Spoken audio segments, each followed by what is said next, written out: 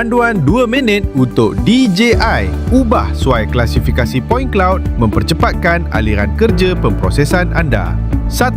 Smart Filter. Buat projek baharu, pilih fail LAS atau LSZ anda dan pergi ke pra pemprosesan.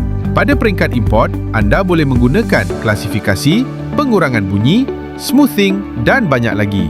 Klik proses dan Smart Filter akan berjalan secara automatik. Jika anda melangkau langkah ini semasa pra pemprosesan, klik kelas ASPRS untuk mengklasifikasikan semula pada bila-bila masa.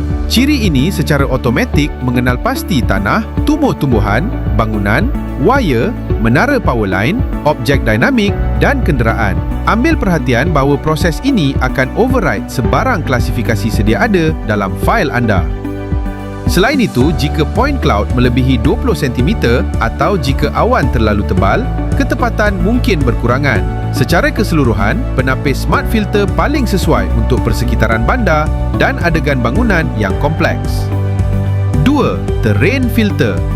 Terbaik untuk mengekstrak ground points dengan cepat sambil mengekalkan lebih banyak low-lying points. Klik pengelasan semula dan pilih Terrain Filter.